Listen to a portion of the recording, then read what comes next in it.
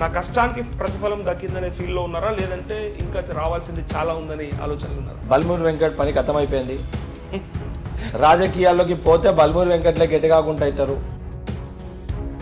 అది కొద్ది టైంలోనే మీరు ఇంత ఈజీగా రీచ్ కాగలిగారు అంటే మంచి లాబింగ్ ఏదో చేసుకున్నాడు బల్మూరి వెంకట్ అని బయట అనుకుంటున్నాను. ఎవరు ఎన్ని మాట్లాడినా మీ సొంత అనేక మంది ఇంటర్వ్యూలలో కూడా అన్నారు బలైపోయినా బక్ర అయినా అదైనా అని చెప్పండి.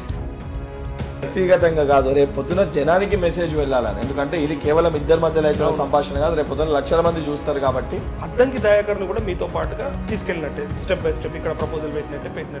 మరి ఎక్కడ ఆగింది పాపం ఆయనది అంటే ప్రజలంతా వెయిట్ చేస్తారు. కాంట్రవర్సీ అని ఎందుకు అనుకుంటారు? అద్దంకి దయాకర్ ఎవరో ఒకరు ఆపినట్టే కదా ఇది.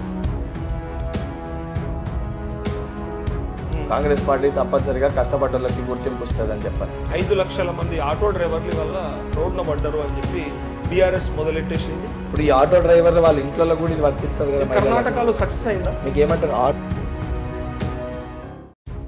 ఆర్టీసీకి మీరు పే చేస్తారు ఎట్లయినా ప్రభుత్వం తరఫున, అటు పే చేస్తూ ఇటు మృతి కింద ఆటో డ్రైవర్లకు పే చేస్తే 2 దిక్కులా ఇస్తే అసలు ఈ స్కీమ్ ఉపయోగకరమా? ప్రజాధనం దుర్వినియోగం అంటే దేని అన్నారో తెలుసా? రైతు బంధు తీసుకొచ్చింది. మొదటి సంవత్సరం ప్రాసెస్ స్టార్ట్ చేయకముందే మా పైన రాళ్ళు కొడుతూ వేస్తలేదని. కాంగ్రెస్ చేసిన ఉద్యమాలను చూసి ప్రజలు ఓటేసిర్రు అనే కంటే కూడా బీఆర్ఎస్ వైఫల్యమే మిమ్మల్ని గెలిపించింది అనేది మాత్రం క్రిస్టల్ క్లియర్. మీరు ఒప్పుకోకపోయినా మరి మీ మంత్రులకు ఎందుకు ఇది మర్చిపోయినరా, లేకపోతే గుర్తొస్తలేదా?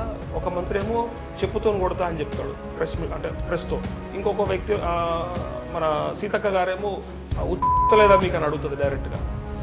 పొన్నం ప్రభాకర్ గారేమో బెదిరిస్తాడు ఇట్లా 420 అని చెప్పి మీ పేరు పెట్టి 420 గురించి మాట్లాడుతున్నా.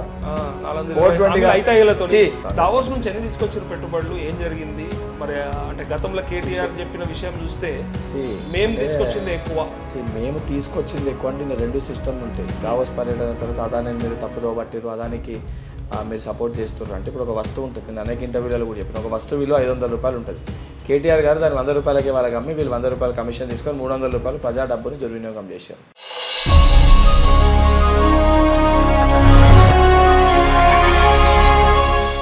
నమస్తే, నేను మీ జర్నలిస్ట్ నరేష్. ఇవాళ మనతో పాటు ఒక ప్రత్యేక అతిథి ఉన్నారు. ఎందుకంటున్నా అంటే విద్యార్థి ఉద్యమాల్లో చాలా వీరోచితంగా పోరాడి ప్రాణాలను సైతం లెక్క చేయకుండా తను చేసిన పోరాటాలకు గుర్తింపుగా ఇవాళ కాంగ్రెస్ ప్రభుత్వం వచ్చి ఆ ప్రభుత్వంలో తనను ఎమ్మెల్సీగా ఎన్నిక కాబడినటువంటి వ్యక్తి మన ముందున్నారు. తను ఎవరో కాదు, ఇక మీకు ఇంట్రడక్షన్ కూడా అవసరం లేదు, బల్మూరి వెంకట్ అంటే సరిపోతుంది. సో ఆ వ్యక్తి మనతో పాటు ఉన్నారు. అన్న నమస్తే. నమస్తే అన్న. బాగున్నారు అన్న? బాగున్నా. సూపర్ అన్న. అన్న అంటే ఇందాక నేను అన్నట్టు బాగా ప్రయత్నాలు చేసి కష్టపడి కోట్లాడి ఎన్నో దెబ్బలు పడి రకరకాల అవస్థలన్నీ దాటి ప్రాణాలకు సైతం తెగించిరో సందర్భంలో అయితే మాకు తెలుసు, మనం అందరం చూసినాం. కాబట్టి ఇంత దాటిన తర్వాత వచ్చిన ఈ సిచ్యువేషన్ని మీరు ఎట్లా చూస్తున్నారు? అంటే నా కష్టానికి ప్రతిఫలం దక్కిందనే ఫీల్లో ఉన్నారా, లేదంటే ఇంకా రావాల్సింది చాలా ఉందని ఆలోచనలు ఉన్నారా? అంటే మనం ఆలోచించే విధానం బట్టి ఉంటుంది. ఏదో పదవి కావాలి, ఏదో నేను రాజకీయంగా సెటిల్ కావాలని చెప్పి నేను కష్టపడలే. తెలంగాణ ప్రజలకి ముఖ్యంగా నా కులం ఏదైతుందో యువకులం, ఆ యువకులానికి ఏదో చేయాలి, ఒక మార్పు తీసుకురావాలి, నాదంటూ ఒక పొలిటికల్లో ఒక మార్క్ వేయాలి, యువత రాజకీయాలకు రావాలని అంటే ఒక ఐడియాలజీ తోటి నేను కాంగ్రెస్ పార్టీ తోటి ఫస్ట్కి వెళ్ళి పార్టీ విధి విధానాలు నచ్చి ఐడియాలజీ నచ్చి నేను ఇలా వర్క్ చేసి ట్రావెల్ చేస్తున్నాను.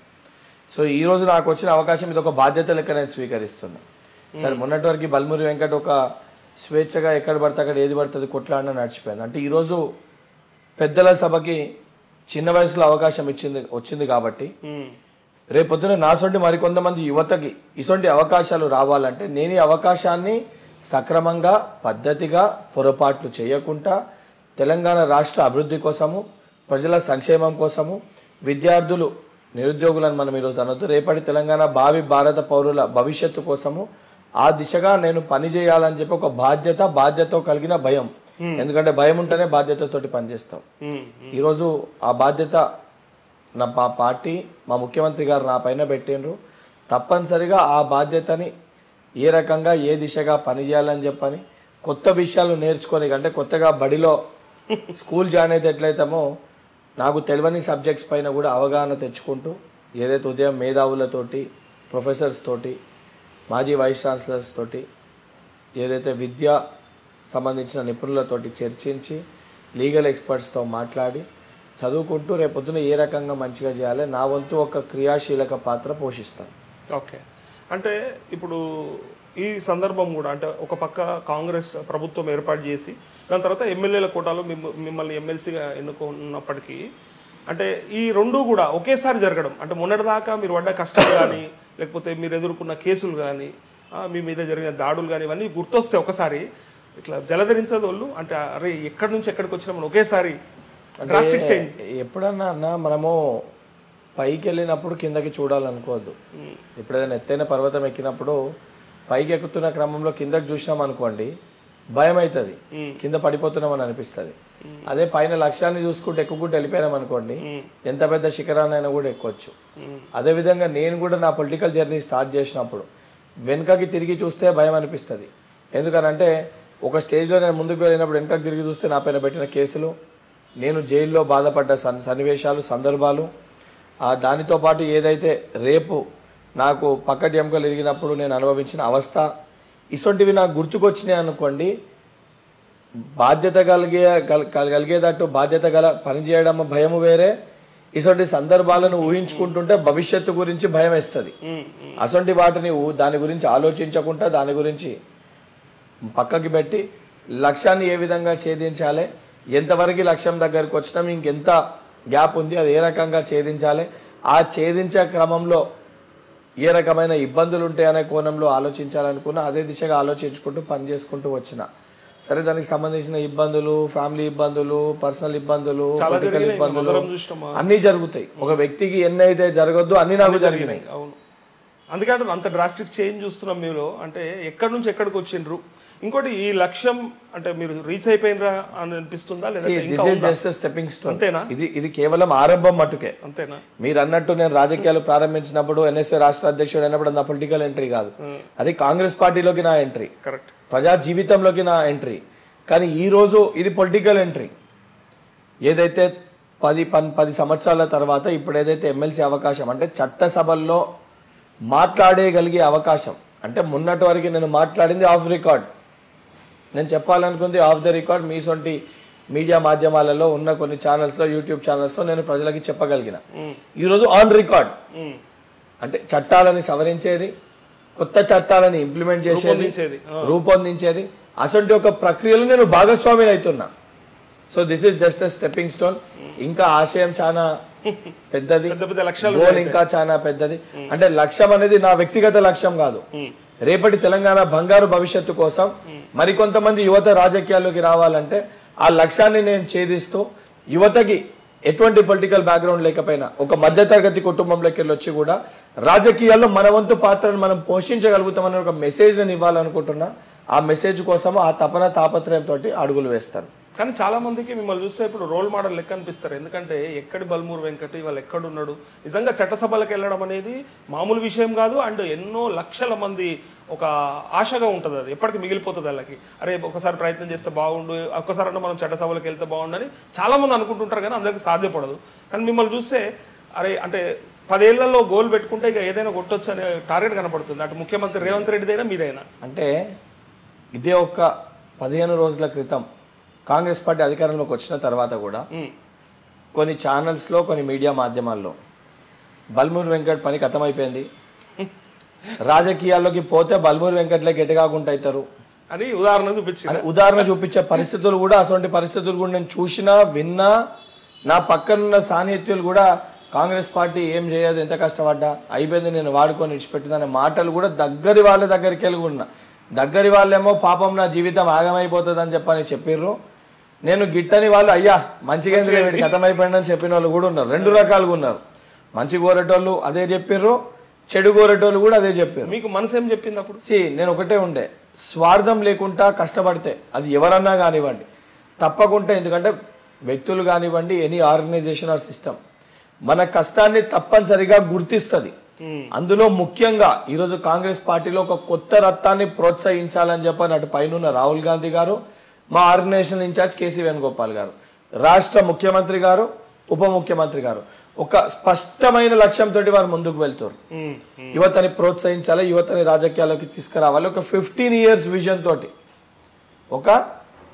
years విజన్ తోటి వాళ్ళు ముందుకు వెళ్తారు. దాంట్లో భాగంగా తప్పనిసరిగా నన్ను ఒక right place right time right persons ఆ చైర్లో ఉన్నారు కాబట్టి ప్లేస్ చేస్తారని నమ్మినా నేను అనుకున్న దానికంటే పెద్ద అవకాశాన్ని నాకు కల్పించడం. అంటే తెలంగాణ రాష్ట్రం తెచ్చుకున్న తర్వాత ఎంతో మంది అంటే నిరుద్యోగులు కావచ్చు, విద్యార్థులు కావచ్చు, చాలా అసంతృప్తితో ఉండే కదా. అంటే వాళ్ళందరికీ ఉద్యోగాలు వస్తాయని లేదంటే ఉపాధి కల్పన జరుగుతుందని ఎంతో ఆశలు పడ్డారు. అయినప్పటికీ అది జరగలేదు కాబట్టి ప్రజలు మార్చుకున్నారు. కేసీఆర్ని గద్దె దించారు, రేవంత్ రెడ్డిని గద్దెలు ఎక్కించారు. కానీ ఇక్కడ యువతని ప్రోత్సహించడం అనేది మీరు అన్నప్పటికీ కూడా అంటే యువతని సాటిస్ఫై చేయడానికి మీకు పదవి ఇచ్చారు అనుకోవచ్చా, లేదంటే మీ ఎఫిషియన్సీని కరెక్ట్ గుర్తించారు? రెండు విషయాలు. తెలంగాణ రాష్ట్రంలో ఉన్న యువత గత 9 సంవత్సరాలకెళ్ళి అటు స్కూల్ పిల్లల ఫుడ్ పాయిజన్ విషయంకి వెళ్ళి మొదలు పెడితే, ఇంటర్మీడియట్ పేపర్ లీకేజ్కి వెళ్ళి మొదలు పెడితే, బాసర IIIT ఉద్యమం అయితేనేమి, ఏదైతే private university Guru Nanak Srinidhi university ఏదైతే విద్యని కార్పొరేటైజ్ చేసే దానిపైన పోరాటం అయితేనేమి, ఏదైతే మా రేపటి తెలంగాణ భావి భారత పౌరుల TSPSC కానీ సింగరేణి కానీ SPDCL NPDCL పోరాటాలు అయితేనేమి, పేపర్ లీకేజ్ అంశం అయితేనేమి, ఏదైతే హరీష్ 10th క్లాస్ పేపర్ లీకేజ్లో SSC పేపర్ లీకేజ్ అంశం అయితేనేమి, అన్ని వర్గాలకు అంటే స్కూల్ పిల్లలకి వెళ్ళి మొదలు పెడితే ఉద్యోగాల కల్పన కోసం తాపత్రయపడుతున్న ఏదైతే ఆశ పెట్టుకున్న యువకుల వరకు వీళ్ళకి ఒక ప్రతినిధిగా వాళ్ళ పక్షాన ప్రశ్నించే గొంతుక లెక్క నేను పోషించిన పాత్ర ఏదైతుందో ఏర్పడ్డ తెలంగాణ రాష్ట్రంలో కాంగ్రెస్ పార్టీ ఏర్పడ్డ తర్వాత వాళ్ళ పక్షాన వాళ్ళ సమస్యలకి వాళ్ళకి ప్రభుత్వానికి మధ్యలో ఒక సమన్వయకర్త అవసరము. ఆ గ్యాప్ రావద్దు అంటే వాళ్ళ కోసము వాళ్ళ మధ్యలో పోరాటం చేసిన ఒక వ్యక్తి ఉండాలనే ఉద్దేశంతో ఒక సమన్వయకర్తగా చట్టసభల్లో వాళ్ళ పక్షాన మాట్లాడే వ్యక్తిగా వాస్తవాలు మా దృష్టికి తీసుకొచ్చే వ్యక్తి అవసరం అని చెప్పి వాళ్ళకి ప్రతినిధిగా బల్మూరి వెంకట్కి అవకాశం ఇచ్చారు. అంతే. సో దాంట్లో బల్మూరి వెంకట్ కష్టం ఉందంటే బల్మూరి వెంకట్ ఒకరి కష్టమే లేదు. ఈరోజు నాకు ఇచ్చిన అవకాశం ప్రతి కాంగ్రెస్ పార్టీ శ్రేణుడు ప్రతి కాంగ్రెస్ పార్టీ కార్యకర్త కష్టం ఉంది. బల్మూరి వెంకట్ జైల్లో ఉన్నప్పుడు వెంకట్ ఒకటి జైల్లో లేడు. వెంకట్తో పాటు 10 మంది 20 మంది 30 మంది 50 మంది వరకు NSY కార్యకర్తలు NSY నాయకులు నాతో పాటు జైల్లో ఉన్నారు. దానికి ఇండైరెక్ట్ గా దాని వెనుక సహకరించి సోషల్ మీడియాలో ప్రమోట్ చేసిన మా NSY రాష్ట్ర వ్యాప్త కార్యవర్గ సభ్యులు ఉన్నారు. దానికి సహకరించి చూసిన జనం ఉన్నారు. దాన్ని ప్రచారం చేసిన మీడియా మాధ్యమాలు ఉన్నాయి. ఇవన్నీ తట్టుకుంటూ ఏదైతే అన్ని రంగాల్లో ఉన్న ప్రజలు ఇటువంటి ఒక వ్యక్తి మాకు కావాలని కోరుకున్నారు కాబట్టే ప్రజాభిప్రాయం మేరకు నాకు ఈ అవకాశం వచ్చింది. అండ్ నాకు వచ్చిన అవకాశాన్ని నా వ్యక్తిగత లాభం కోసం కాకుండా తెలంగాణ భవిష్యత్తు కోసం సరే ఉన్న మొత్తం తెలంగాణ ప్రజలందరి కోసం వెంకట్ పని చేయగలుగుతాడా ఇనిషియల్ గా అంటే లార్జర్ ఆస్పెక్ట్ లో వెంకట్ మొత్తం అనేది తీసుకొని పని చేయాలంటే అది సాధ్యం కాదు. కానీ రేపు అందరి కోసం ముఖ్యమైన తెలంగాణ భవిష్యత్తు వచ్చేసి 18 నుంచి 40 సంవత్సరాల మధ్యలో ఉన్న విద్యార్థి యువకుల కోసం తప్పనిసరిగా ఈ కులం ఏదైతుందో ఈ యువ కులానికి ప్రతినిధిగా వాళ్ళ మధ్యలో ఉంటాను. వాళ్ళ సమస్యల్ని తెలుసుకుంటాను. వాళ్ళకి ప్రభుత్వానికి మధ్యలో ఒక సమన్వయకర్త బాధ్యతని పోషిస్తాను. 99% ప్రతి సమస్యని పరిష్కరించడానికి నా పదవిని కానీ నాకున్న సమయాన్ని కానీ కేటాయిస్తాను. అంటే వెంకట్ భాయ్ అంటే మీ ఉద్యమ స్ఫూర్తిని కానీ లేదంటే పోరాట పటిమను కానీ నేను తక్కువ చేసే ఉద్దేశంతో అడగట్లేదు. కానీ అంటే మీరు మాత్రమే కాదు కదా, ఇంకా మీలాగా చాలా మంది కష్టపడ్డ వాళ్ళు ఉన్నారు. అండ్ యూత్ కాంగ్రెస్లో ఉన్నారు, కాంగ్రెస్ పార్టీలో కూడా ఉన్నారు. అయినప్పటికీ ఎవరికి దక్కని అవకాశం అతి స్వల్ప దూరంగా అంటే అతి కొద్ది టైంలోనే మీరు ఇంత ఈజీగా రీచ్ కాగలిగారు అంటే మంచి లాబింగ్ ఏదో చేసుకున్నాడు బల్మూరి వెంకట్ అని బయట అనుకుంటున్నారు.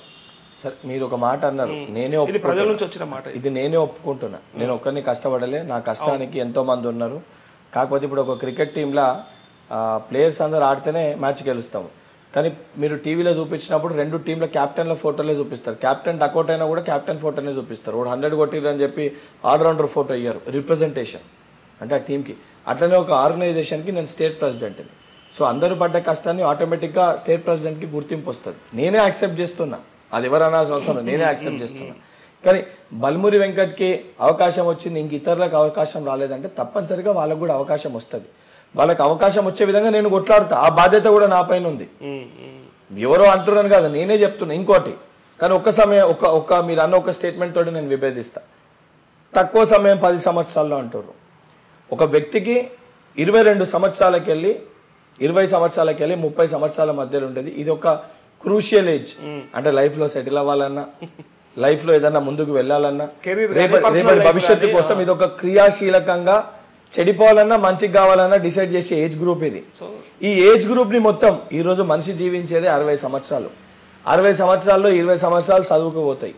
20 నుంచి 30 సంవత్సరాలు మెయిన్ కెరియర్ ని డిసైడ్ చేసే ఏజ్. ఈ ఏజ్ గ్రూప్ ని, ఈ ఏజ్ ఏదైతే నా ఈ 20 to 30 కంప్లీట్ గా సాక్రిఫైస్ చేసి ప్రజాసేవ కోసం కష్టపడితే ఆ కష్టాన్ని తట్టుకోలేక నన్ను విభేదించేటోళ్ళు నా పైన 88 కేసులు పెట్టారు.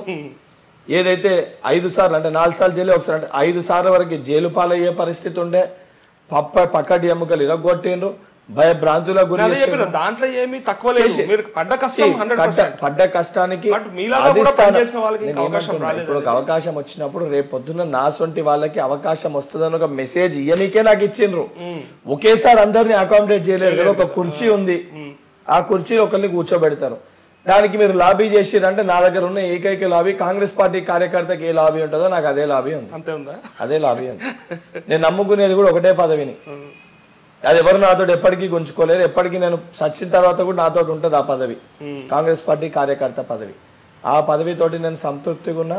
నాకు ఈ పదవి కావాలి, ఈ కుర్చీ కావాలని ఏ రోజు నేను లాబీయింగ్ చేయలేదు, చేయాల్సిన అవసరం కూడా లేదు. ఎందుకంటే రేవంత్ రెడ్డి గారు పీసీ ప్రెసిడెంట్ అనక చాలా క్లియర్ గా చెప్పారు, కష్టపడితే పదవులు మీ ఇంటికి వస్తాయి అని చెప్పారు. సో వారు చెప్పిన మాట మేరకు నా పనిని నేను పనిచేసిన. బీఫామ్లు కూడా మీ ఇంటికి వస్తాయి అని చెప్పారు. మరి ఆ బీఫామ్ మీద ఎందుకు రాలేదు? వచ్చింది కదా నాకు హుజరాబాద్ ఉప ఎన్నికల్లో నాకు బీఫామ్ అడిగింది మొన్న. మీకు అదే చెప్తున్నా, జనరల్ ఎలక్షన్స్ లా బల్మురి వెంకట్ లార్జర్ ఆస్పెక్ట్ లా తెలంగాణ రాష్ట్ర వ్యాప్తంగా ఉన్న ఈ టీఎస్పీఎస్సీ మూవ్మెంట్ కానీ, బాసర ట్రిప్లెట్, ఇవన్నీ మూవ్మెంట్స్ కి నేను స్టేట్ వైడ్ నేను ప్రాతినిధ్యం వహించిన. ఒక నియోజకవర్గానికి బల్మురి వెంకట్ పరిమితం అయితే రాష్ట్ర వ్యాప్తంగా ఉన్న యువతకి వాళ్ళని ప్రోత్సహించి కానీ వాళ్ళని కాంగ్రెస్ పార్టీ వైపు తీసుకొచ్చే ఒక పాత్ర అది లోపం అయితే ఇబ్బంది అవుతుంది పార్టీకి. లార్జర్ ఆస్పెక్ట్ లా వెంకట్ ఒక నియోజకవర్గానికి కాదు రాష్ట్ర వ్యాప్తానికి పరిమితం కావాలనే ఉద్దేశంతో రేవంత్ రెడ్డి గారు అక్కడ మరొక యువకునికి అవకాశం ఇచ్చి బల్మురి వెంకట్ ని రాష్ట్ర వ్యాప్తంగా తిరగమని. లాస్ట్ టైం మీ ఇంటర్వ్యూలో కూడా ఇదే అడిగినా, ఆ రోజు మిమ్మల్ని మరి అప్పుడు అక్కడికి ఎందుకు పరిమితం చేశారు అంటే ఆ సమయంలో ఉప ఎన్నికల సమయంలో ప్రత్యేకమైన పరిస్థితులలో కాంగ్రెస్ పార్టీ తరఫున పోటీ చేసే అభ్యర్థి లేడు, ఎవరు ధైర్యంగా ముందుకి రారు అని చిత్రీకరించి చూపించే ప్రయత్నము బీజేపీ పార్టీ, బీఆర్ఎస్ పార్టీ చేస్తుండే. మిమ్మల్ని బలి చేసినప్పటికీ అది చేస్తుండే. వాళ్ళ ప్రయత్నం చేస్తున్నప్పుడు అరే కాంగ్రెస్ పార్టీలో ఒక యువకుడు ఉన్నాడు, పటిష్టంగా బలంగా ప్రలోభాలకు గానీ భయభ్రాంతులకు గురి కాకుండా పార్టీ కోసం నిలబడతాడని ఒక మెసేజ్ ఆ రోజు ఇయనీకి అవసరం ఉండేవాడు. ఆ రోజు బల్మురి వెంకట్ అక్కడ పెట్టాను. అది నా అదృష్టము.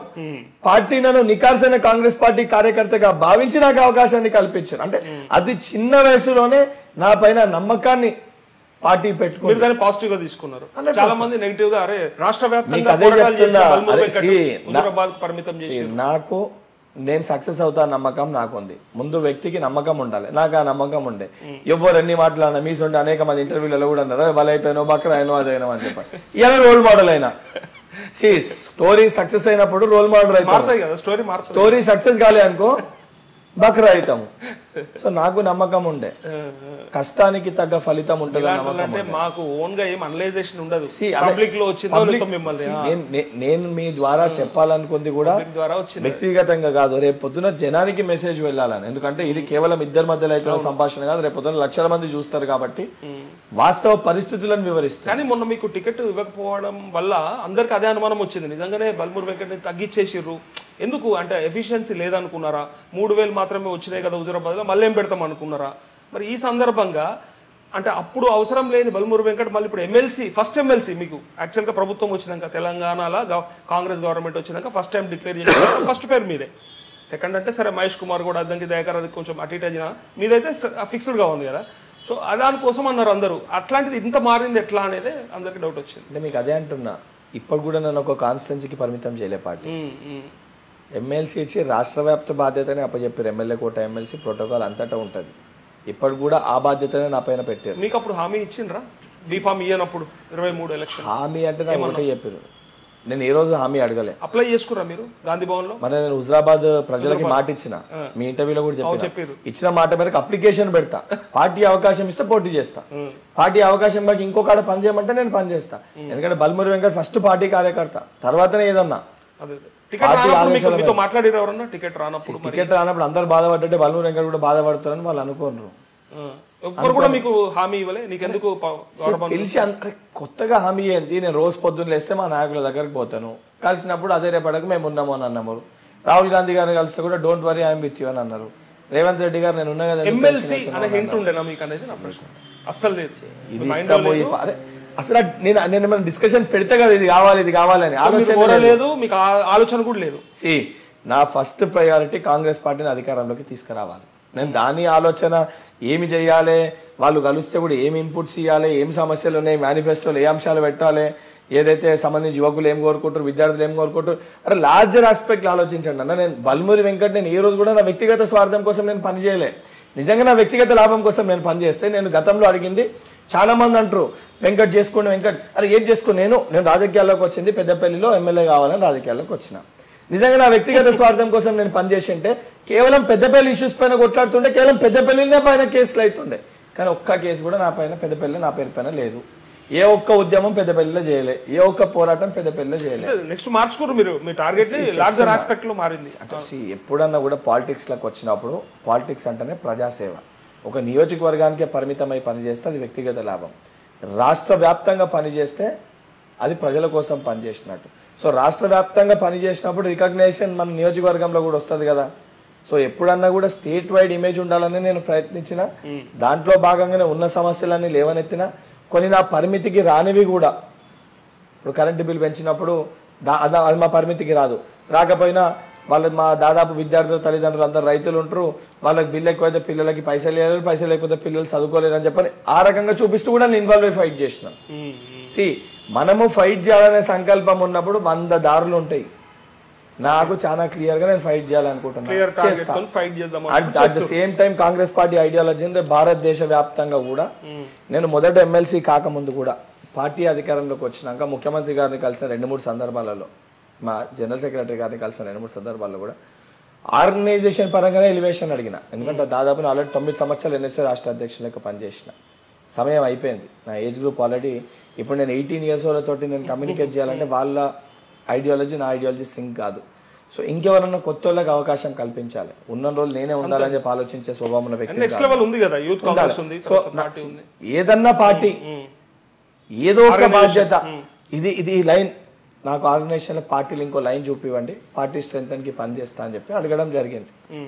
ఇప్పుడు కూడా ఫస్ట్ ప్రయారిటీ ఎప్పుడు అడిగిర్రు? పార్టీ ఎలక్షన్స్ అయిపోయినాక, రిజల్ట్స్ వచ్చిన తర్వాత, రిజల్ట్స్ వచ్చినాక అది మనం ఇచ్చిన వాగ్దానాలు ఏవైతే Genco TS Genco exam postponement, దాంతోపాటు ఏదైతే జేఎన్టీయూ స్టూడెంట్స్ది గ్రేస్ మార్క్స్, సార్ GO46 అంశం సార్, అందులో 2 రిజాల్వ్ అయినాయి, GO46 లీగల్ కాంప్లికేషన్స్ ఉన్నాయి, అది సాల్వ్ చేసే ప్రాసెస్ నడుస్తుంది, అది కూడా చేస్తాం.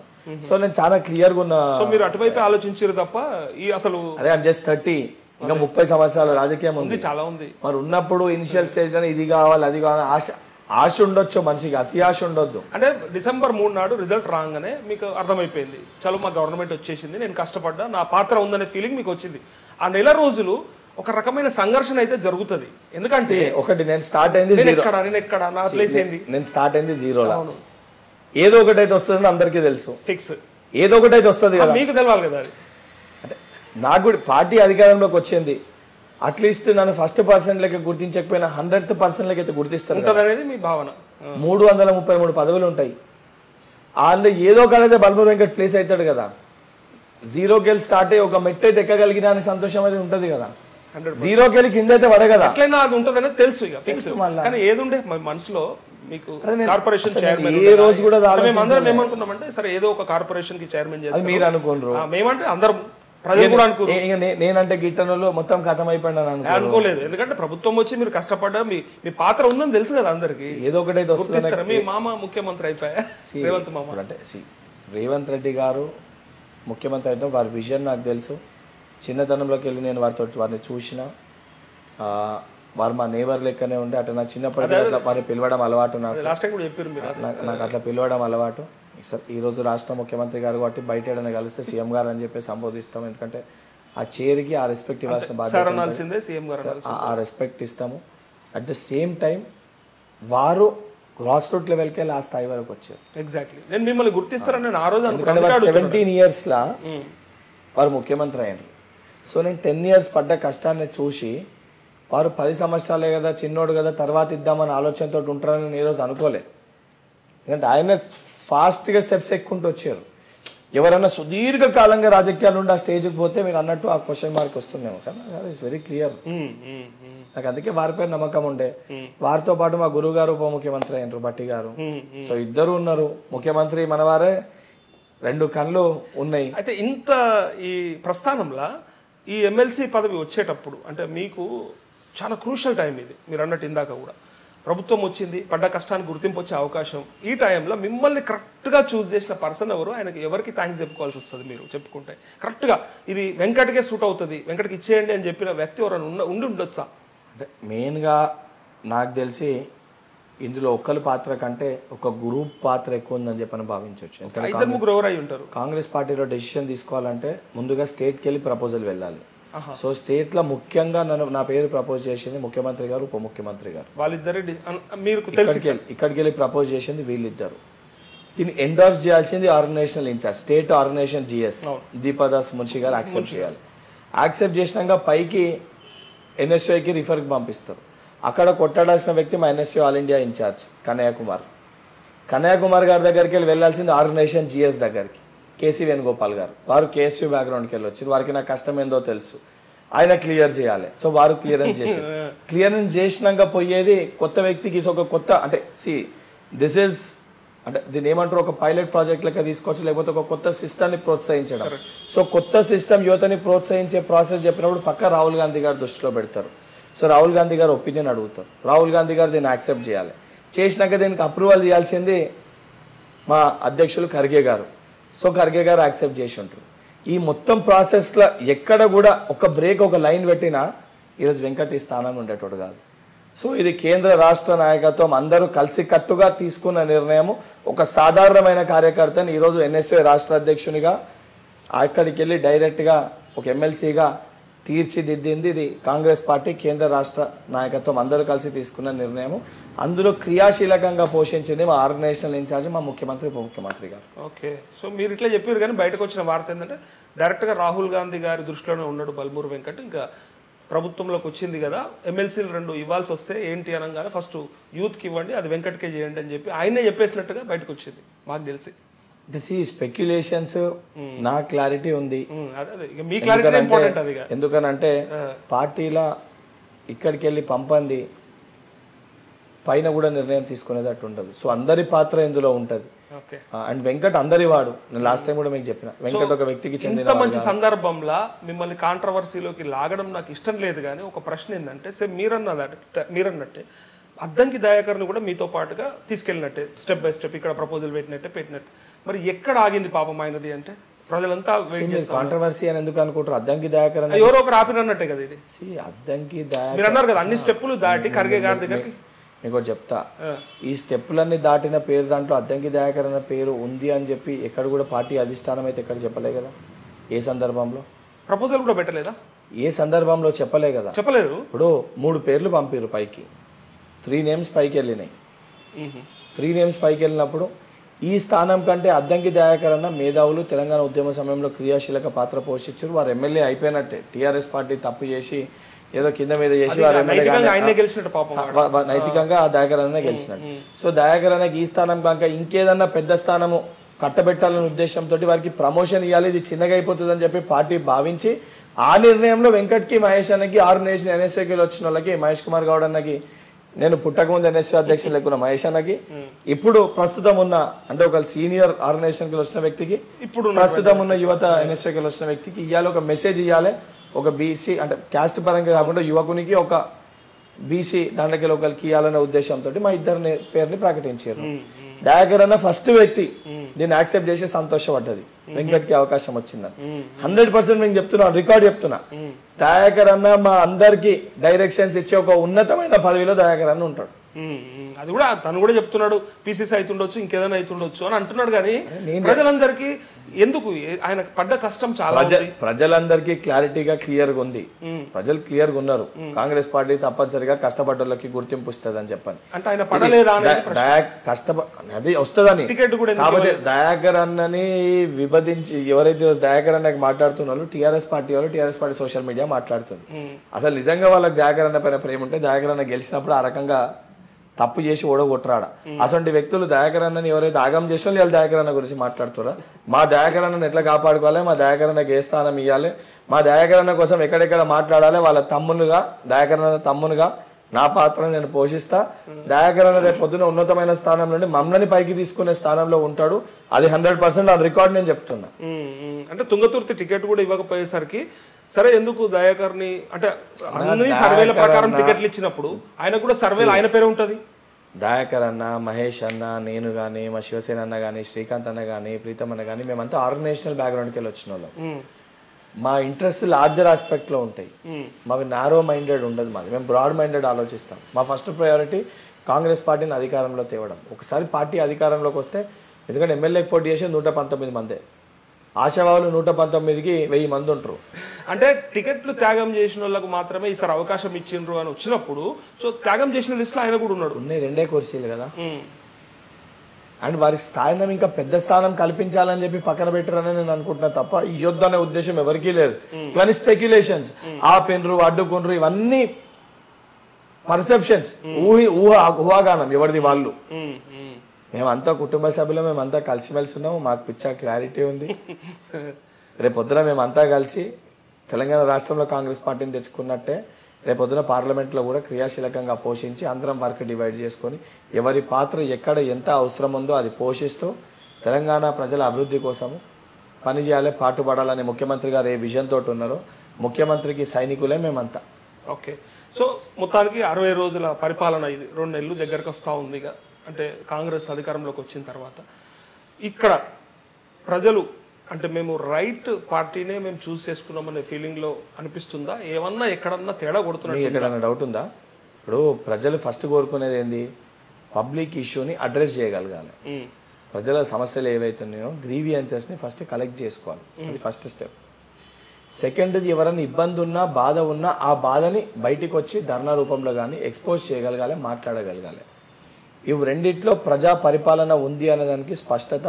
మీరు ప్రజాభవన్ దగ్గర పోయి మీ సమస్య పరిష్కారం కాకపోతే మీరు డైరెక్ట్గా మీడియాని అడ్రస్ చేసి మాట్లాడగలుగుతారు. మీరు కెమెరా మైక్ పట్టుకొని ఏ ఆఫీస్ కన్నా ఈరోజు మీరు వెళ్ళిపోగలుగుతున్నారు. దానితో పాటు మీ సమస్యల్ని అడ్రస్ చేస్తూ గ్రీవియన్సెస్, ప్రజా దర్బార్ కానీ, సెక్రటరియట్లో కానీ మంత్రులు మీకు అందుబాటులో ఉంటున్నారు. అండ్ వీలైనంత వరకు మీ సమస్యలు 99% ముఖ్యమంత్రి గారు ఎప్పటికప్పుడు అడ్రస్ చేస్తారు. అన్ని సమస్యల్ని పరిష్కరిస్తారు. మేమన్న 100 రోజుల క్రమంలో తప్పనిసరిగా మేము ఇచ్చిన హామీలన్నీ కూడా నెరవేరుస్తాం. మేము చాలా క్లారిటీ తోటి కాన్ఫిడెన్స్ ఉందా? 100% చేస్తాము. అంటే 60 రోజుల్లో 2 అయినాయి, మిగిలిన 4 కావాలి కదా. అది ప్రజలతోటి మేము మాట్లాడుకుంటాము, మేము ప్రజలకే చెప్తాము. మేము we are answerable to the public. Telangana public మమ్మల్ని గెలిపించారు. తెలంగాణ పబ్లిక్ మాకు మీ మాధ్యమం త్రూ జనాలకు చెప్తాం. మీడియా కూడా సేమ్ అక్కడ ప్రశ్నలు మీ దగ్గర తీసుకొస్తాం. ఈ రోజు మీరు ప్రశ్నిస్తుర్రు. మీకు గతంలో మీరు ప్రశ్నించేటట్టు ఉండనో లేదో ముఖ్యమంత్రి గారు ఏ రోజు కూడా మీరు ప్రశ్నించడం లేదు. ముఖ్యమంత్రి గారు చెప్పినట్టు మీరు విన్నట్టే ఉంటుండే. కానీ ఈరోజు మీడియా కూడా మీరు ఏ క్వశ్చన్ అడిగినా మా ముఖ్యమంత్రి గారు మాట్లాడుతుర్రు. మీడియాతో చిట్ చాట్ చేస్తుర్రు. సమస్యలు మీరు ముఖ్యమంత్రి గారి దృష్టికి తీసుకుని వెళ్తే అప్పటికప్పుడు సమస్యలు పరిష్కారం అవుతున్నాయి. Media is the source. ప్రజల సమస్యల్ని ప్రభుత్వ దృష్టికి తీసుకొని రావడము, ప్రభుత్వం తప్పు చేస్తే ఎప్పటికప్పుడు మొట్టికాయలు వేసేది మీడియా. ఆ మీడియాకి ఆ స్వేచ్ఛని ఇవ్వాల్సిన బాధ్యత ప్రభుత్వానిది. అది ప్రభుత్వం చాలా క్లియర్గా ఇస్తుంది. Confidence wonderful, super. అయితే మీరన్న మాటలోంచి అంటే ధర్నాలు ఏమైనా కనిపిస్తున్నాయా అంటే, సరే మీకు కొంచెం టైం ఇవ్వాలి, ఇస్తేనే మంచిది ఏ ప్రభుత్వానికైనా. అయినప్పటికీ 5 లక్షల మంది ఆటో డ్రైవర్లు వల్ల రోడ్డున పడ్డారు అని చెప్పి బీఆర్ఎస్ మొదలెట్టేసింది. అండ్ నిజంగా ఆటో డ్రైవర్లో ఆ సమస్య ఉంది. ఎందుకంటే 50% ఆఫ్ ద పాపులేషన్ ఇవాళ ఫ్రీ బస్సు చూస్ చేసుకున్నాక డెఫినెట్గా వాళ్ళ ఉపాధి మార్గం కోల్పోయినట్టే. 2 అన్న, ఒకటి దాన్ని ఎట్లా ఆటో డ్రైవర్లు ఇబ్బంది పడుతున్న మాట వాస్తవమే కాదని నేను అంటలేను. కానీ ఆటో డ్రైవర్లతో పాటు క్యాబ్స్ కూడా ఉన్నాయి, ఊబర్ క్యాబ్స్ ఉన్నాయి, ఓలా క్యాబ్స్ ఉన్నాయి. అవి వచ్చినప్పుడు కూడా ఆటో డ్రైవర్లకు ఇబ్బంది అయింది. ఈరోజు 80% మంది నార్మల్ ఆటో కాక ఊబర్, ఓలా ఇన్స్టాల్ చేసుకుంటే తప్ప నడిచే పరిస్థితి లేదు. అది మీకు తెలుసు, నాకు తెలుసు. ఇప్పుడు మీరు వాళ్ళని కూడా చేయమన్నట్టే ఉంటుంది, వాళ్ళు యాడ్ అయినట్టే. ఇప్పుడు మీరు అంటే చెప్తున్నట్టు అందరికీ ఉంటుంది. కానీ అట్ ద సేమ్ టైం మన భారతదేశంలో కానీ తెలంగాణ రాష్ట్రంలో కానీ 50% కంటే మేజర్ పాపులేషన్ మహిళలు. ఈరోజు మహిళలు ఇంటి బయటికి వెళ్ళాలన్నా అందులో 30% మంది డిపెండెంట్స్. హాస్పిటల్ పోవాలన్నా, గుడికి పోవాలన్నా, ఏదన్నా ఉన్నా బస్ కిరాయి కూడా భరించలేని పరిస్థితులలో ఉన్నారు. అటువంటి మహిళని ఎంపవర్ చేయాల్సిన బాధ్యత ఫస్ట్ లక్ష్యం ప్రభుత్వానికి ఉంటుంది. అందరూ ఉన్నారా, కొందరే ఉన్నారా? నిజంగా 30% ఉన్నారు కదా, అందరూ వాడుకుంటున్నారు. చెప్తానండి, 30% ఉన్నారు. సో వాళ్ళకి, ఆ మహిళలకి ఆ ప్రొవిజన్ కల్పించాల్సిన ఒక బాధ్యత రాష్ట్ర ప్రభుత్వం పైన ఉంది. అట్ ద సేమ్ టైం ఇబ్బంది పడుతున్న ఆటో డ్రైవర్లకు కూడా అది మహిళలు అడిగినరా, మీరు ఊహించి ఇచ్చిండ్రా మాకు అవసరమని కనబడుతుంది కదా. ఇప్పుడు మా దాంట్లో ఉన్న క్యాబినెట్ లో, మా దాంట్లో ఉన్న ఎమ్మెల్యేలు క్షేత్రస్థాయికి వెళ్ళి వచ్చిన వాళ్ళు. మా ఎడమబొజ్జ అన్న ఇందిరం ఇళ్ళకి వెళ్ళి ఈరోజు ఎమ్మెల్యే అయ్యాడు. మా సీతక్క ఆదివాసి బిడ్డ ములుగుకి వెళ్ళి, నక్సలేట్కి వెళ్ళి ఈరోజు రాష్ట్రంలో మంత్రి అయింది. సో మా దాంట్లో అనుభవం, బాధ చూసిన వాళ్ళు కాదు, బాధను అనుభవించిన వాళ్ళు ఉన్నారు. బాధని అనుభవించారు కాబట్టి మాకు తెలిసి ఏమేం ప్రజలకు కావన్నో. సో ఆ దిశగా అడుగులేసి డెసిషన్ తీసుకుంది. అందులో ఇబ్బంది పడుతున్నారు. ప్రతి దాంట్లో 100% పబ్లిక్ ఎవరు సాటిస్ఫై చేయరు, ఎవరి వల్ల కాదు, 80% మనం సాటిస్ఫై చేయగలుగుతాం కదా. అంటే ఆ రోజు ఇట్లాంటి కాన్సిక్వెన్సెస్ ఉంటాయనే ఒక ఆలోచనకు వచ్చిండ్రా? ఒకటి కర్ణాటకలో జరిగింది. మేము మేనిఫెస్టో పెట్టినాం కదా, మరి పెట్టినప్పుడు ఎవరైనా ధర్నా చేసారా ఇది వద్దు ఇది పెట్టొద్దని? ఇప్పుడు ఈ ఆటో డ్రైవర్లు వాళ్ళ ఇంట్లో కూడా ఇది వర్తిస్తుంది కదా. కర్ణాటకలో సక్సెస్ అయిందా? మీకు ఏమంటారు, ఆటో డ్రైవర్లు ఎవరైతే ఉన్నారో వాళ్ళ ఇంట్లో వాళ్ళ కుటుంబ సభ్యులకు కూడా ఈ ఫ్రీ బస్ ఫెసిలిటీ పనిచేస్తుంది కదా. ఫెసిలిటీ పనిచేస్తుంది. మీరు పెట్టిన మేనిఫెస్టోలో ఉన్న అంశం కూడా తెలుసు, కానీ వీళ్ళు అధికారంలోకి వస్తే కదా చూద్దాం అన్నట్టు. దీనికి ఏం చేయాలంటే, దీనికి సాగ్రిగేట్ చేసి ఆటో స్టేషన్స్ ని, అంటే ఇప్పుడు బస్ అనేది బస్ స్టాప్ వరకే పోతుంది, అక్కడికి వెళ్ళి ఇంటికి పోతుంది. సో ఆ బస్ స్టాప్స్ దగ్గర ఆటో స్టాండ్స్ ని ఏర్పాటు చేసి, అంటే గతంలో అదే పరిస్థితి ఉంది, ఆటోలు తక్కువ ఉన్నప్పుడు ఆటో స్టాండ్స్ ని ఏర్పాటు చేసి బస్ స్టాండ్కి వెళ్ళి ఇంటికి పోయే వరకు, అంటే మీటర్ మనం ఇష్టం ఉన్నట్టు పైసలు తీసుకోకుండా ఫిక్స్డ్ ఈ డిస్టెన్స్కి ఇంత అని ఫిక్స్డ్ రేట్స్ని పెడితే వాళ్ళు కూడా హ్యాపీగా ఉంటారు. ఆ దిశగా ఆల్రెడీ మా రవాణా శాఖ మంత్రి పొన్నం ప్రభాకర్ అన్న ఆల్రెడీ ఆ దిశగా అడుగులేస్తుండు. దానితో పాటు కూడా వాళ్ళకి సరిపడా ఇన్కమ్ రాకపోతే ఫైనాన్షియల్ అసిస్టెన్స్ ఏదన్నా, ఫైనాన్షియల్ అసిస్టెన్స్ ఏదన్నా ప్రభుత్వం దగ్గరికి వెళ్ళి 100% ఇచ్చే ప్రయత్నం చేస్తుంది. ఇక్కడ ఒక సమస్య ఏమొస్తుందంటే, అంటే ఒక పక్క ఫ్రీ బస్ ఇస్తూ, ఆ ఫ్రీ బస్ అంటే ఏంది, 0 టికెట్ కొడుతున్నారు, దానికి ఆర్టీసీకి మీరు పే చేస్తారు ఎట్లయినా ప్రభుత్వం తరఫున. అటు పే చేస్తూ ఇటు బృతి కింద ఆటో డ్రైవర్లకు పే చేస్తే, 2 దిక్కులా ఇస్తే అసలు ఈ స్కీమ్ ఉపయోగకరమా? నిజంగా నష్టమే కదా. ఇస్తే ఒకరికే ఇచ్చి ఉంటే అయిపోయేది, అటు ఇటు వీళ్ళకి ఇవ్వడం వల్ల వీళ్ళకి ఇవ్వాల్సి వస్తుందనే పరిస్థితి తీసుకొచ్చింది. ఒకటి ఎంపవర్ చేయడంలో కొన్ని స్కీమ్స్ నష్టం లాభం కంటే ప్రజల సంక్షేమం కోసం ఆలోచించారు. ప్రజాధనం దుర్వినియోగం అవుతుంది, 2 దిక్కులో పోతుంది కదా. ఇది దుర్వినియోగం కాదు అంటున్నారు, అదే అంటున్నారు. ఎవరిపైన పోతున్నాయి ప్రజాధనం దుర్వినియోగం అంటే ఒకే దిక్కు ఇవ్వాలి. ప్రజాధనం దుర్వినియోగం అంటే దేని అన్నారో తెలుసా? రైతు బంధు తీసుకొచ్చారు. 100 ఎకరాలు ఉండి సాగు చేసుకొని భూస్వామి కూడా రైతు బంధు 100 ఎకరాలకు ఇచ్చి మీరు పెడతా అంటారు. ఏమై పెట్టండి 100 ఎకరాలు పెడతామంటారు. మరి ఇప్పటి కూడా పాత రైతు బంధు విధానమే కొనసాగుతుంది.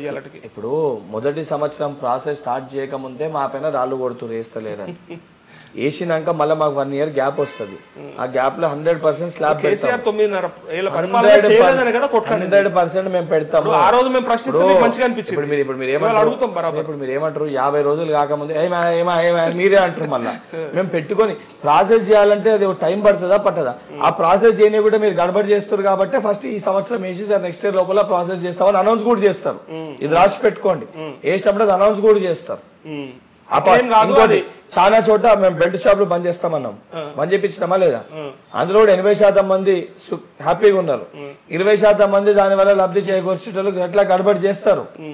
అట్లని చెప్పి బంద్ రాలేదు. గ్రామాలలో ఆల్రెడీ అయితే నేను జడ్చర్లో పోయినా, మేము చూసినాం కళ్ళతోటి.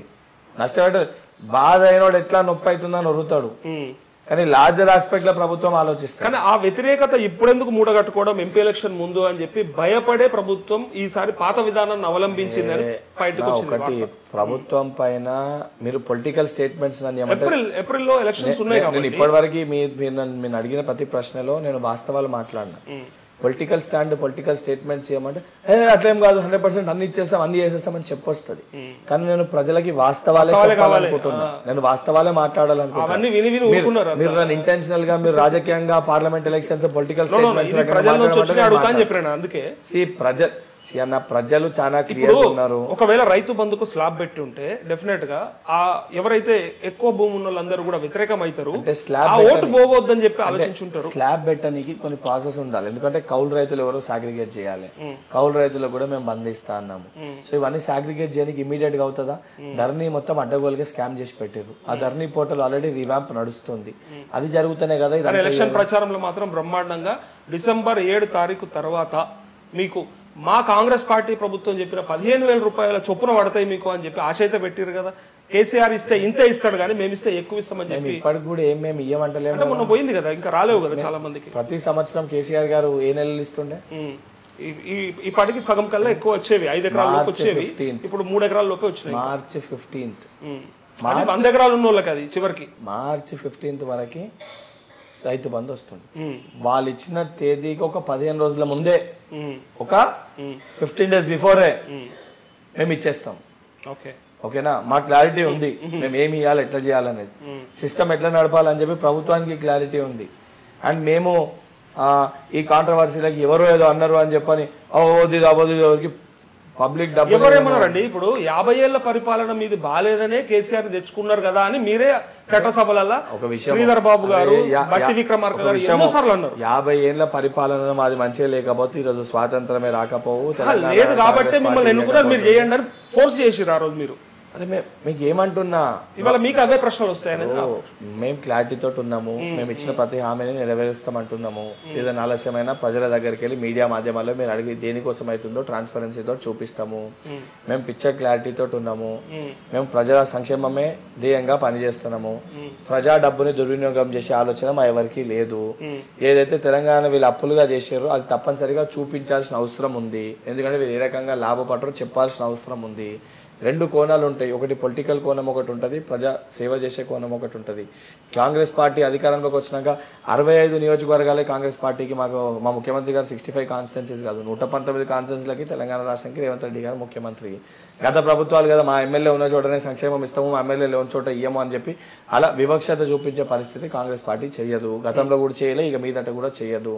ఎందుకంటే స్వాతంత్రాన్ని తెచ్చిన పార్టీ, తెలంగాణని ఇచ్చిన పార్టీగా ప్రతి వ్యక్తికి కూడా స్వాతంత్రం ఉండాలి, వ్యక్తిగత స్వేచ్ఛ ఉండాలని చెప్పి కోరుకునే ఆశయాలతోటి, సిద్ధాంతాలతోటి పుట్టిన పార్టీ కాంగ్రెస్ పార్టీ. సో మేము ఇచ్చిన ప్రతి సంక్షేమం వాళ్ళ లేక వాళ్ళు కదా రైతులకి 2 లక్షల రూపాయలు రుణమాఫీ చేస్తామని చెప్పి మోసం చేసి, విద్యార్థులకు KG to PG ఉచిత విద్య అని చెప్పి మోసం చేసి, యువకులకి 2 లక్షల ఉద్యోగాలు అని చెప్పి మోసం చేసి, గిరిజనులకి పట్టా భూములు ఇస్తామని చెప్పి మోసం చేసి, దళితులకు 3 ఎకరాల భూమి ఏదైతే దళిత ముఖ్యమంత్రిని చేస్తామని చెప్పి మోసం చేసి, మైనార్టీలకి 12% ఇస్తామని చెప్పి మోసం చేసి, ఏదైతే ఉద్యోగులకు సంబంధించి మీకు ఇంకా మెరుగైన సేవలు అందిస్తామని చెప్పి మోసం చేసి, మహిళలకి రక్షణ కల్పిస్తామని చెప్పి మోసం చేసి, ప్రతి వర్గానికి, ప్రతి కులానికి, ప్రతి ఒక్క ఏజ్ గ్రూప్ వాళ్ళు మోసం చేశారు. కాంగ్రెస్ పార్టీ మమ్మల్ని ఎన్నుకున్నారు. మా పైన పెట్టుకున్న నమ్మకాన్ని, విశ్వాసాన్ని స్వయాన కేటీఆర్ గారే గవర్నమెంట్ ఫామ్ అయినాక 6 నెలల వరకు మేము విమర్శించాము. 6 నెలల వరకు ఎందుకంటే ఆయన రాజకీయ కోణంలో ఆలోచిస్తాడు, రాజకీయ లబ్ధి కోసం ఆయన పనిచేస్తుంది కాబట్టి ఈ రోజు ఆయన వ్యక్తిగత ప్రజా సమస్యలను తీసుకొస్తుంటూ బయటకు అనుకోవచ్చు కదా. ప్రజా సమస్యలు, గ్రీవియన్స్ ని అడ్రస్ చేయకపోతే వేరే, ధర్నా చౌక్ లో ధర్నా చేయడానికి పర్మిషన్ ఇవ్వకపోతే వేరే. ఈ రోజు మీరు పబ్లిక్ వాళ్ళ ఒక ప్రాబ్లమ్ని అడ్రస్ చేయగలుగుతారు, పబ్లిక్ వాళ్ళ సమస్యనే చెప్పగలుగుతారు. ఉదాహరణకి ఏదైతే నా సెక్టర్ చెప్తా, ఆచార్య MG రంగా అగ్రికల్చర్ యూనివర్సిటీకి సంబంధించి ఆ ల్యాండ్ ఏదో ముఖ్యమంత్రి గారు అలొకేట్ చేస్తే దానిపైన పోరాటం చేస్తామని చెప్పి TRS పార్టీ నాయకులు అంటారు.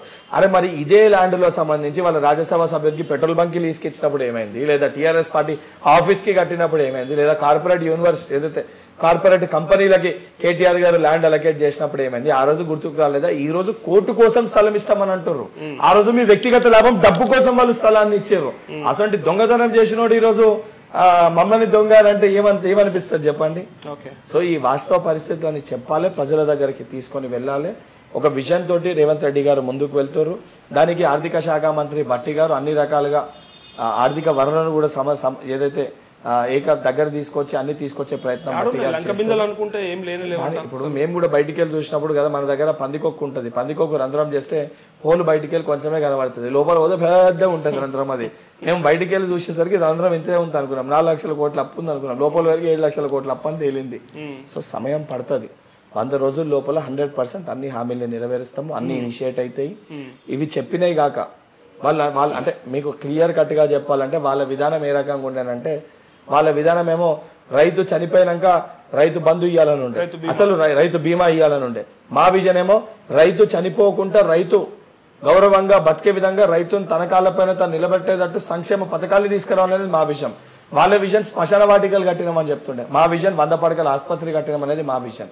వాళ్ళ విజన్ కల్వకుంట్ల కుటుంబం వ్యక్తిగత లాభాల కోసం. మా విజన్ తెలంగాణ రాష్ట్ర డెవలప్మెంట్ కోసం. సో మీరు వాళ్ళ విజన్ కార్పొరేట్ యూనివర్సిటీలను ప్రోత్సహించడం, మా విజన్ ప్రభుత్వ యూనివర్సిటీలను స్థాపించడం. ఓకే, అంటే బీమా అన్నారు కాబట్టి ఈ ప్రశ్న ప్రజలకు మళ్ళీ అదో డౌట్ వస్తుంది, కంటిన్యూ అవుతుందా? బీమాకి డబ్బులు కడతా ఉంటారా?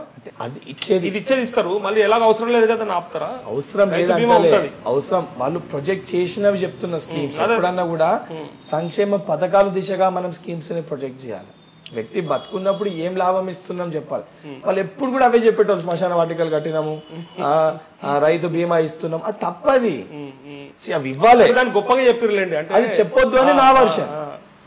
ఒక కుటుంబము ఇంటి పెద్దను కోల్పోతే ఉండే బాధ తెలుసు, కోల్పోతున్న పరిస్థితి తీసుకొచ్చి ఎందుకు తీసుకో, ఆ పరిస్థితి రాబోద్దు అనేది మన తాపత్రయం. ఓకే వెంకట్ భాయ్, అంటే ఈ ప్రశ్న ఎట్లుంటదంటే, ఇప్పుడు సరే మీరు పడ్డ కష్టమా లేదంటే కాంగ్రెస్ చేసిన ఉద్యమాలను చూసి ప్రజలు ఓటేసిర్రా అనే కంటే కూడా బీఆర్ఎస్ వైఫల్యమే మిమ్మల్ని గెలిపించింది అనేది మాత్రం క్రిస్టల్ క్లియర్, మీరు ఒప్పుకోకపోయినా.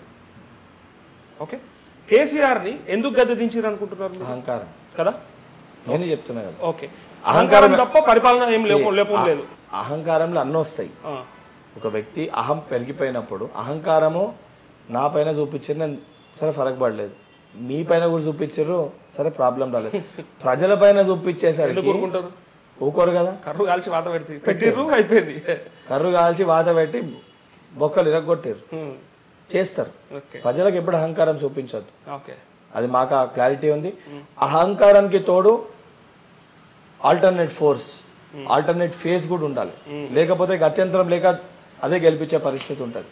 లాస్ట్ టైం కదా, సెకండ్ టైం అయినప్పుడు ఆల్టర్నేట్ ఫోర్స్ రేవంత్ రెడ్డి గారు కనబడ్డారు. రేవంత్ రెడ్డి గారు చేంజ్ తీసుకురాగలుగుతారని నమ్మిండ్రు. రేవంత్ రెడ్డి గారు ఎన్నుకున్న మా పార్టీ నాయకత్వం, బట్టి గారు కానీ వెంకన్న కానీ నాయకత్వం, తర్వాత మాకు తోడైన జూపల్లి గారు, పొంగులేటి సీనన్న, మా నాయకత్వం, మా సీతక్క, అన్ని వర్గాలకు సంబంధించి సోషల్ జస్టిస్ ఒక ప్రాపర్ టీమ్ లేక ఏర్పడ్డారు. అంటే ఒక ప్రాపర్ పర్ఫెక్ట్ క్రికెట్ టీం కదా ఏర్పడితే ఎంత పెద్ద సంబంధించిన అపోజిషన్ అన్న కొట్టొచ్చు అన్నది కనబడ్డది. కాబట్టి ప్రజలు టిల్ట్ అయ్యారు. సో మీకు రెండు గంటలు జరగకపోతుండే అహంకారం పైన మీకు చాలా క్లారిటీ ఉంది. సో మీరు దాన్ని తలకెక్కించుకునే ఆస్కారం ఉండనే ఉండదంటారు. మాకంత క్లారిటీగా స్పష్టంగా ఉంది కదా. సో ప్రభుత్వం వచ్చిన కొత్త నుంచి మొదలెడితే ఇవాళ వరకు రేవంత్ రెడ్డి గారి ప్రవర్తనలో కావచ్చు, ఆయన ఇస్తున్న స్టేట్మెంట్లు కావచ్చు, మీడియాకి ఇచ్చిన గౌరవం కావచ్చు, బయట ప్రజలతో మాట్లాడే విధానం కూడా బ్రహ్మాండం, ప్రజాభవనం, ఇవన్నీ ఓకే, అంతా బాగుంది. కానీ మరి మీ మంత్రులకు ఎందుకు ఇది మర్చిపోయినరా, లేకపోతే గుర్తొస్తలేదా? కేసీఆర్ని గద్దె దించింది అదే కారణమని లేదా? అంటే ఒక మంత్రి ఏమో చెప్పుతో కొడతా అని చెప్తాడు ప్రెస్తో, ఇంకొక వ్యక్తి మన సీతక్క గారేమో ఉత్తలేదా మీకు అని అడుగుతుంది డైరెక్ట్గా, పొన్నం ప్రభాకర్ గారేమో బెదిరిస్తాడు. ఇట్లా ఇవన్నీ అహంకారం. ఒకటి వాళ్ళు ప్రజల్ని కానీ మీడియాని కానీ ఎక్కడ కూడా అనలే. కొంతమంది వ్యక్తులు వ్యక్తిగత దూషణ చేసినప్పుడు ముఖ్యమంత్రి గారు రేవంత్ రెడ్డి గారు ఒక వ్యక్తి కాదు, ఈరోజు తెలంగాణ రాష్ట్రానికి ప్రతినిధి, తెలంగాణ రాష్ట్రానికి ముఖ్యమంత్రి గారిని వ్యక్తిగతంగా దూషించినప్పుడు, ఇప్పుడు మా నాయకుని వ్యక్తిగతంగా దూషించినప్పుడు బల్మూరి వెంకట్ ఎమ్మెల్సీ ఉన్నప్పటికీ ఒక కాంగ్రెస్ పార్టీ కార్యకర్తగా, ఒక సైనికుడిగా నేను కూడా వ్యక్తిగతంగా మాట్లాడాల్సి వస్తుంది. ఆ సందర్భంలో మా నాయకులు వాళ్ళని అన్న మాటలు అవి, అది అహంకారంతో కాదు. వాళ్ళ అహంకారానికి మీరు ఆ రకంగా పోతే మేము చేతితోటి కొడితే మేము కూడా కొట్టకపోయినా చెప్పలే అనుకోండి, వాళ్ళ అహం ఓడిపోయినాక కూడా తగ్గుతలేదు. మరి అహాన్ని ఇరగొడుతారనే కదా ప్రజలు మాకు పట్టం కట్టి ప్రజలు చూసుకుంటారు కదా. అంటే నెక్స్ట్ ప్రజలు చూపించారు, ప్రజల ప్రతిపక్ష పాత్ర కూడా లేకుండా చేస్తారు, అది నో డౌట్. అహంకారాన్ని ఎవరైనా తగ్గిస్తారు, మళ్ళీ మీరెందుకు కొంట పట్టించుకుంటున్నారు అనేది నా ప్రశ్న. 100% పొలిటికల్ గా వాళ్ళు వ్యక్తిగతంగా దూషించినప్పుడు వ్యక్తిగతంగా మేము అనాల్సి వస్తుంది. అరే మనమేం సోషల్ ఎన్జిఓ అడుగుతలేము. అంటే మీరు ప్రతిపక్షంలో ఉన్నప్పుడు చేసిన బిహేవియర్ ప్రభుత్వంలో ఉన్నప్పుడు చేయరాదు కదా, చేయకూడదు కదా. చాలా క్లియర్ గా మేము ప్రజల పట్ల ఉన్నాం. ప్రజల్ని ఎక్కడ కూడా మేము విసుక్కొని కానీ ప్రజలను మేము అందుబాటులో లేకపోతే మీరు అన్నది కరెక్ట్. ఎవరినేమి ఇంకోటి ప్రజాప్రతినిధులు వాళ్ళు ఏవనైతే అంశాలకు వాళ్ళ స్కీమ్ లేకపోయినా ముఖ్యమంత్రి గారు మన మెదక్ ఎమ్మెల్యేలు ఉన్నారు, ముఖ్యమంత్రి గారు వచ్చి కలిసారు, టైం ఇచ్చారు కదా. ఏ రోజన్నా కాంగ్రెస్ పార్టీ ఎమ్మెల్యేలకు ముఖ్యమంత్రి గారు సమయం ఇచ్చారా? ఇచ్చారు, కానీ కలుపుకోరు, టైం తీసుకుర్రు కానీ కలుపుకున్నారు. మేము కలుపుకోలే.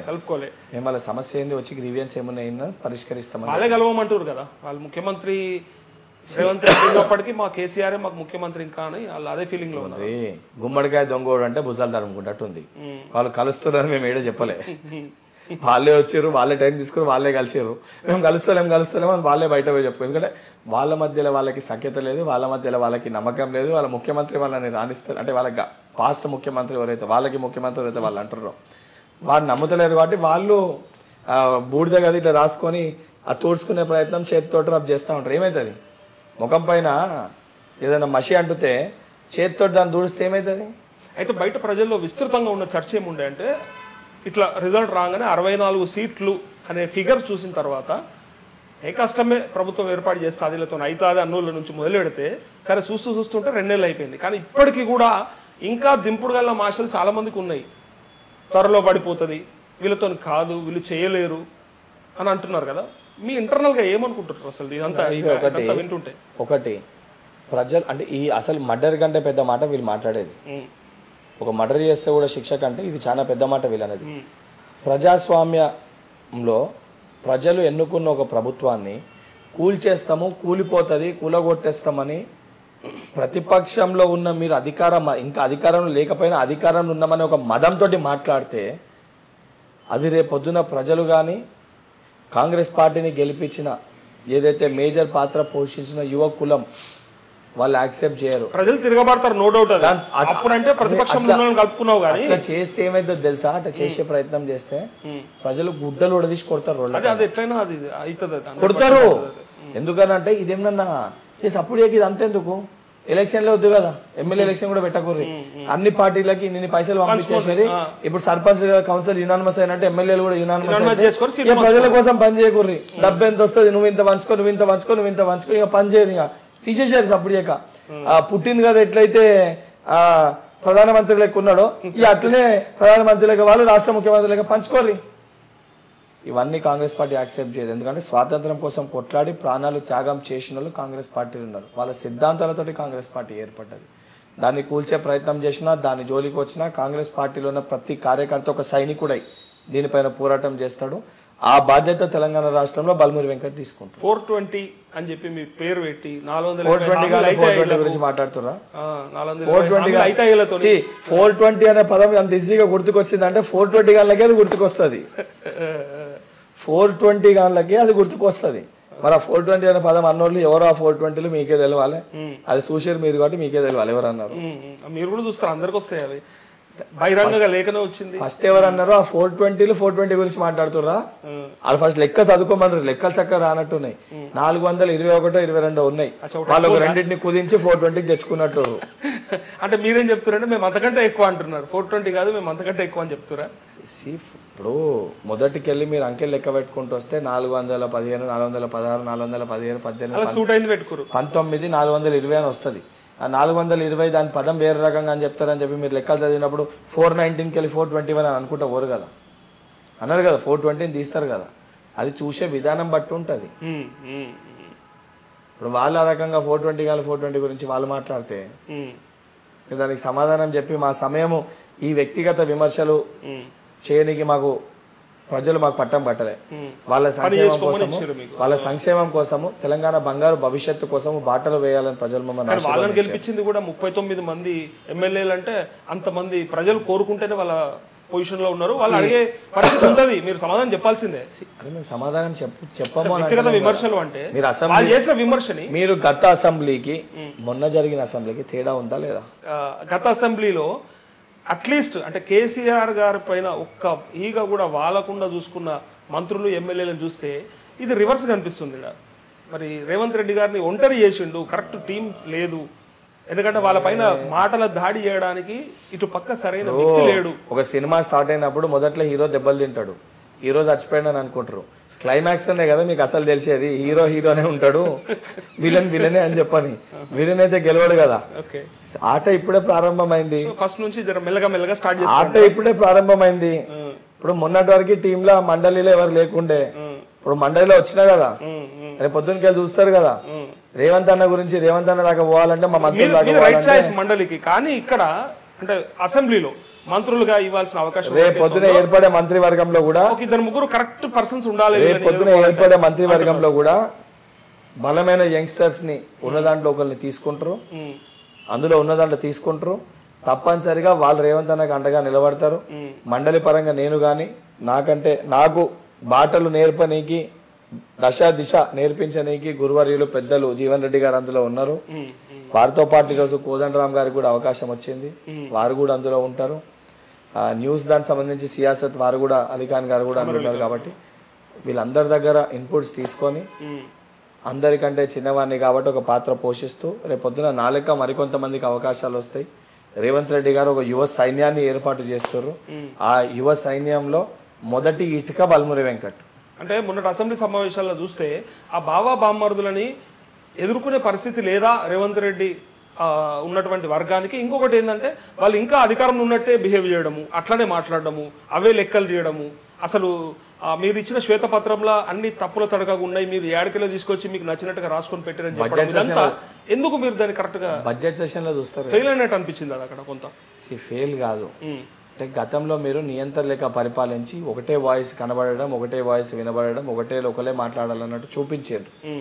మేము ప్రజాస్వామ్యాన్ని గౌరవిస్తాం. అంతేనా? మీ వాళ్ళు కూడా పడితే రేవంత్ రెడ్డి గారికి పడలేని సైలెంట్ ఉన్నారు. ప్రజాస్వామ్యాన్ని గౌరవిస్తాం. అంతర్గత కుమ్ములాటలు ఉంటాయి కదా. మేము ప్రజాస్వామ్యాన్ని గౌరవిస్తాం. వాళ్ళు మాట్లాడిన మాటలు మేము స్వీకరించడానికి సిద్ధంగా ఉన్నాం. మాకు తెలిసి తెలియక ఏమైనా పొరపాట్లు చేసినా వాళ్ళకు ప్రజలు ప్రతిపక్షంలో ఉండాల్సిన ఒక హక్కుని ప్రజలు కల్పించారు. ఆ హక్కుని మేము గుంజుకునే ప్రయత్నం చేస్తలేము.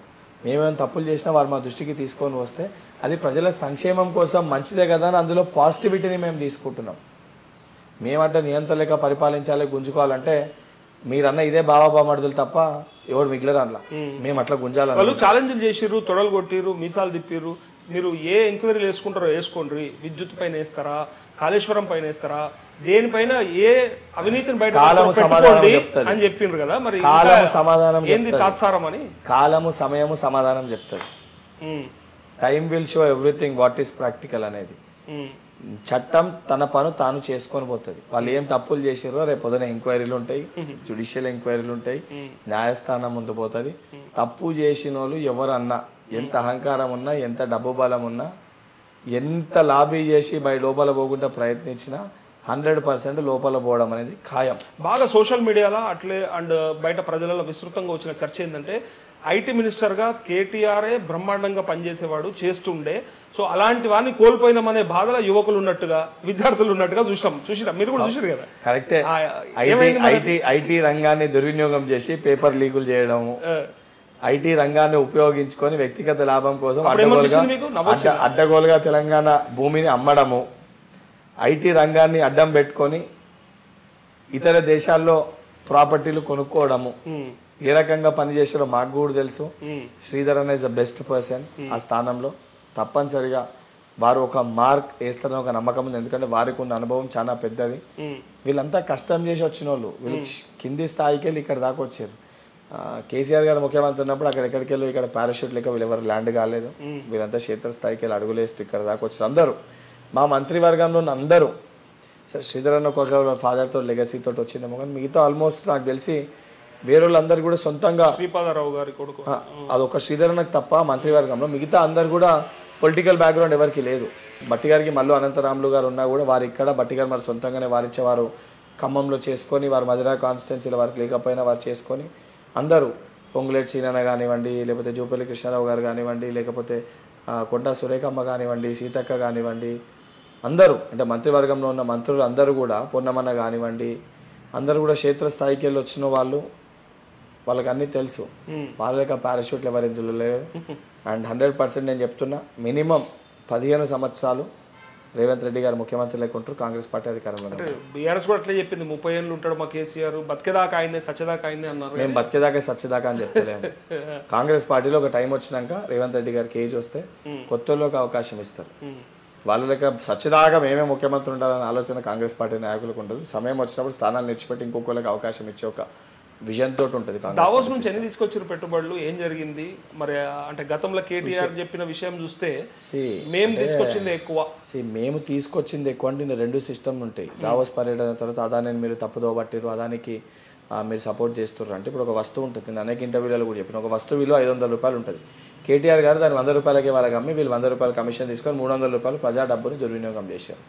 మేము అదానికి కట్టబెట్టడం తప్పట్టలేము, కాబట్టి ఏ వస్తువు ఎంత విలువనో అంతకే కట్టబెట్టాలి. వ్యక్తిగత లాభం కోసం ప్రజా డబ్బుని దుర్వినియోగం చేయొద్దన్న విషయంలో మాట్లాడినాము. అండ్ ఆన్ పేపర్ మీరనే ఇవే ఆర్టికల్స్, గతంలో కేటీఆర్ గారు చెప్పిన అన్ని ఆర్టికల్స్ రేవంత్ రెడ్డి గారు హైయెస్ట్ ఫండ్ తీసుకొని వచ్చారు అని చెప్పని పబ్లిష్ చేసినాయి, అది యాక్సెప్ట్ చేసినాయి. అండ్ రేపు పొద్దున స్కిల్ డెవలప్మెంట్ పైన ఆల్రెడీ రేవంత్ రెడ్డి గారు విజన్ పెట్టారు. కేవలం తెలంగాణలో ఎంప్లాయ్మెంట్ కాదు, ఇతర దేశాల్లో కూడా ఏ రకంగా తెలంగాణ యువతకు ఎంప్లాయ్మెంట్ కల్పించాలనే దిశగా కూడా అడుగులేస్తారు. కొత్తగా మేము మాటిచ్చిన కొత్త ప్రభుత్వ యూనివర్సిటీలను కూడా ఏర్పాటు చేస్తున్నాము. వీళ్ళు కార్పొరేట్ యూనివర్సిటీలను స్థాపించారు, మేము ప్రభుత్వ యూనివర్సిటీలను స్థాపిస్తాము.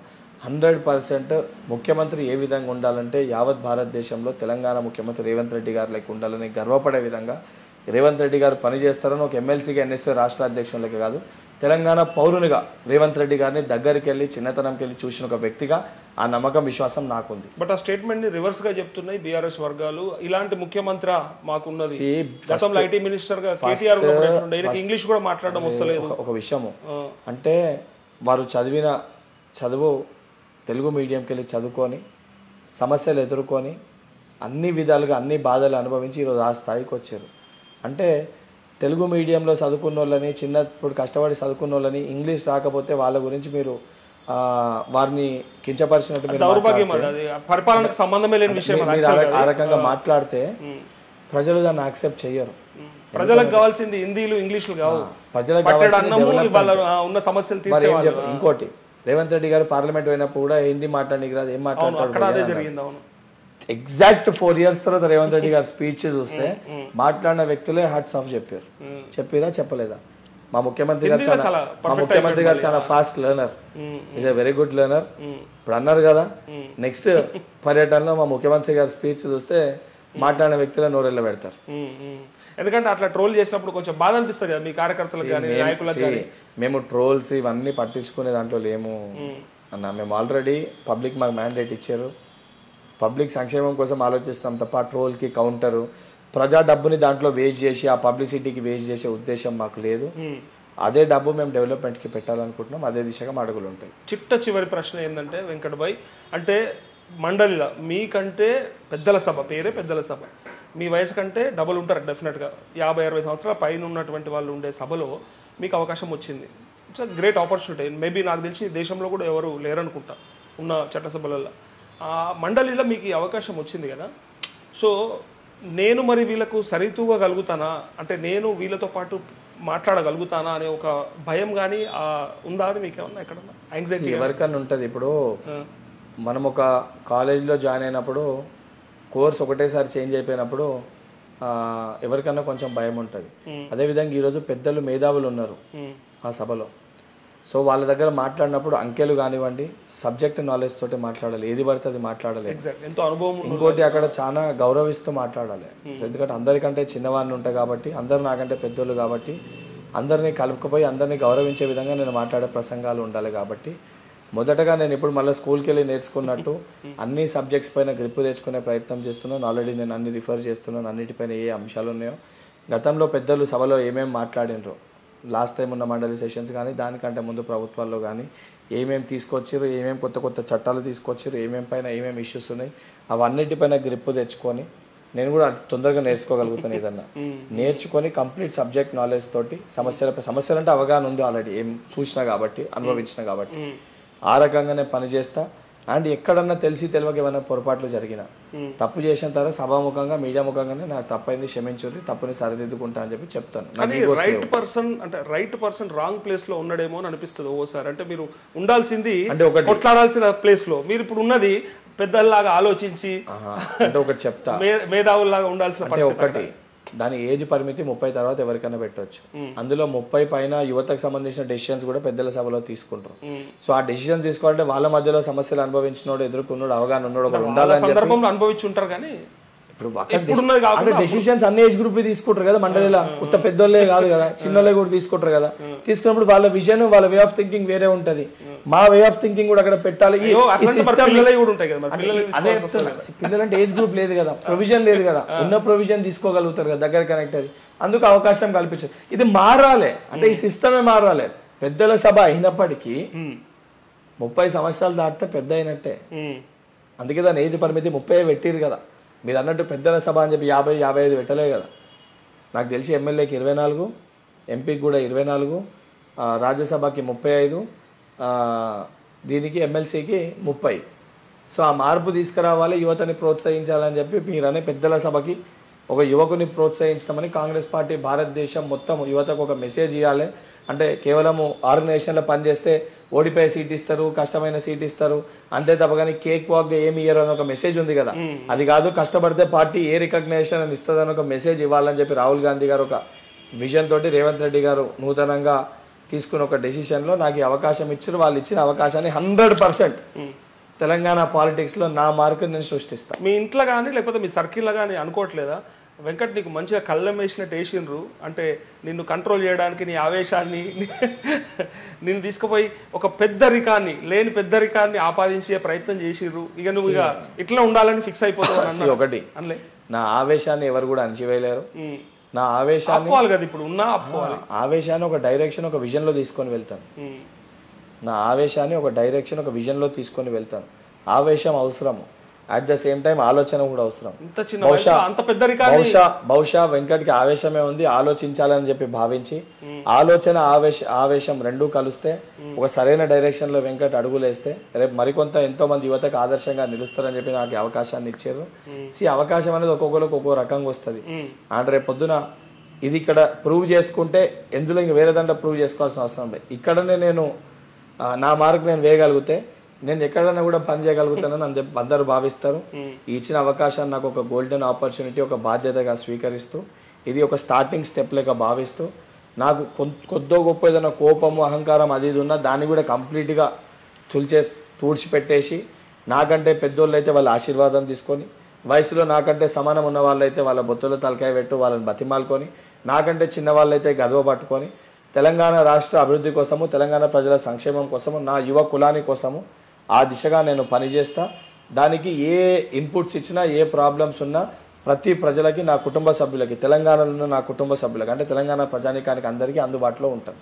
ఓకే, ఈ ప్రశ్న భవిష్యత్తు ప్రశ్న. మీరు అంటే మండలిలోకి వెళ్ళిన తర్వాత ఒక 2-3 ఏళ్ళ తర్వాత అడుగుతాను నేను మిమ్మల్ని ఇదే ప్రశ్న. అది ఇప్పుడు మీకు చెప్తున్నా ఏంటంటే అసలు శాసన మండలి అనేదే అంటే ఎమ్మెల్యేలుగా అవకాశం రాని వాళ్ళు, లేదంటే అంటే చట్టసభల్లో అవకాశం ఇవ్వలేని వర్గాలను సంతృప్తిపరచడానికి మాత్రమే వాడుకుంటున్నారు తప్ప నిజమైన మేధావులు వస్తలేరు, నిజమైన పెద్దలు వస్తలేరు. అంటే ఈ రాష్ట్రానికి కానీ అంటే ఈ దేశానికి కానీ అవసరమైనటువంటి నిర్ణయాలు చేయడానికి అక్కడ మేధావులు రావట్లేదు అనేది పెద్ద ప్రశ్నగా ఉంది. మరి మీరు భవిష్యత్తులో చెప్పాలి ఇది నిజంగా అవసరం, అసలు మండలే అవసరం లేదంటున్నారు చాలా మంది ఒక వర్గం.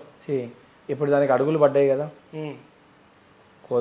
కోదండరామ్ గారు కానివ్వండి, ఒక యువతగా చదువుకునే వ్యక్తికి నాకు అవకాశం కానివ్వండి, సుదీర్ఘకాలంగా విద్యార్థి దశకెళ్ళి అడుగులు వేసిన మహేష్ అన్న, ఎందుకంటే రాజశేఖర రెడ్డి గారి హయాంలో ఇదే మాట వచ్చింది. ఇప్పుడు వచ్చిన ఆంధ్రప్రదేశ్ లో జగన్మోహన్ రెడ్డి గారు కూడా అదే అన్నారు. ఇప్పుడు వచ్చిన నలుగురిని అయితే ఎవరు విభేదిస్తలేరు కదా. ఇప్పుడు ఎవరైతే రేవంత్ రెడ్డి గారు ముఖ్యమంత్రి అయినాక నలుగురిని ఎవరు విభేదిస్తలేరు కదా, నలుగురు ప్రాపర్ వ్యక్తులకి అవకాశం కల్పించారు కదా. రేపు రాబోయే అన్ని కూడా ఇదే విధంగా ప్రాపర్ వ్యక్తులు, మేధావులు అంటే ఏజ్ తోటి రాదు, సమయము, కాలము, అనుభవించిన పరిస్థితులు, ఎదుర్కొన్న సమస్యలు, వారికి అవగాహన ఉండడము, దాన్ని సంబోధించడము, దాని పట్ల మాట్లాడడము, దాని గురించి వివరించడం, అన్ని కోణాల్లో ఆలోచించి మేధావులు అని పదం వస్తుంది. కానీ దాన్ని మన దగ్గర చిత్రీకరించి వేరే రకంగా చేసేసి లేదు పెద్దోళ్ళు తెల్లంటికలు వచ్చేసి పండిపోతేనే అందులో పెట్టాలని మనం ఊహించుకొని క్రియేట్ చేసుకునేది ట్రెండ్ సృష్టించేదే కాంగ్రెస్ పార్టీ. అనుభవం సాధించిన తర్వాత కావాలి నాకు ఆన్సర్. అసలు మండలే అవసరం లేదు అన్న ఒక వర్గం ఉంది, దాన్ని మీరు ఎట్లా చెప్తారనేది భవిష్యత్తులో చెప్పాలి. మీరు సమాధానం మీకు కాలం నిర్ణయిస్తుంది. మీరు 3 సంవత్సరాలు అడిగారు, సంవత్సరం తర్వాతనే మీకు సమాధానం చెప్తాను. నెక్స్ట్ ఇంటర్వ్యూలో తప్పకుండా చెప్పాలి. 100%. థ్యాంక్ యూ వెంకట్ భాయ్, wish you all the best. Thank you అన్న. ఇది ప్రత్యేక interview with MLC Balmuri Venkat గారితో. Thank you. సబ్స్క్రైబ్ చేయండి. Please do subscribe to. Please like, share and subscribe to top Telugu TV. Top Telugu TV. Top Telugu TV.